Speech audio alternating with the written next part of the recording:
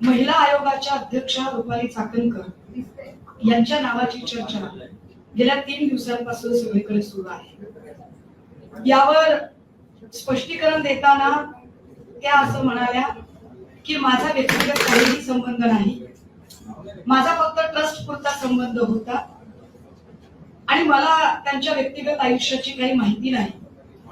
पण मी त्या दिवशीही खबरदार पुढारीचा जो वृत्त संपादक होता दत्तात्रय खेमनार, या खेमनारची त्याला जी काही पत्र पाठवली होती महिला आयोगाच्या डेसिग्नेशनसह आणि पोलिसांना जे आदेश देऊन की सुमोटोसह याच्यावर गुन्हे दाखल करून घ्या आणि त्याला दबाव आणला होता आणि तो चाकणकरांनी दबाव आणला होता, याचे सगळे पुरावे आता पुढे आलेले आहेत।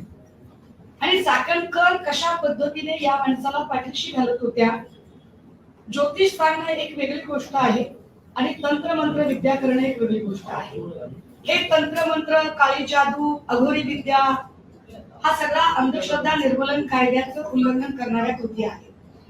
अंधश्रद्धा निर्मूलन कायद्याचं उल्लंघन करत असताना जर एकीकडे सोशल मीडियावर मी माझ्या नवऱ्याची पूजा करत नाही तर माझे यजमानच माझी पूजा करतात, मी किती सुधारणावादी विचारांची आहे असं सांगणाऱ्या आयोगाच्या अध्यक्षा फक्त त्यांच्या पदराने ते पाय पुसत नाही तर त्यांच्या पायाशी अक्षरशः लोळण घेतात। विशेष गोष्ट की जेव्हा आम्ही काल 2 दिवस, कालचा नवीन वर्षाचा सण होता त्यामुळे मी त्यावर काही फार बोलू नये असं म्हणून मी कालचं मौन बाळगलं होतं, पण कालची महत्वाची घटना, ज्या काही गोष्टी मी एकत्रित करत होते, ज्या त्याची अनेक प्रकारची बेनामी संपत्ती, ज्याच्यातले अजून काही डिटेल्स आहेत, त्यामुळे मी ते थांबले।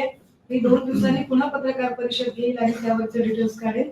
पण महत्वाची गोष्ट अशी की या तंत्रमंत्र आणि अघोरी विद्या म्हणजे नाशिक, इंदोर, मग तिकडे नलखेडा आणि मग गुवाहाटी, कामाख्या असा सगळा तो प्रवास आहे। या सगळ्यांमध्ये महिला आयोगाच्या अध्यक्षा पुढे असतात हे फार गंभीर आहे। महाराष्ट्रातील सर्व बातम्यांचे विश्वासार्ह व्यासपीठ, सकाळच्या सर्व सोशल मीडिया प्लॅटफॉर्मला लाईक, फॉलो आणि सबस्क्राईब करा। तसंच सर्व नोटिफिकेशनसाठी बेल आयकॉन प्रेस करायला विसरू नका।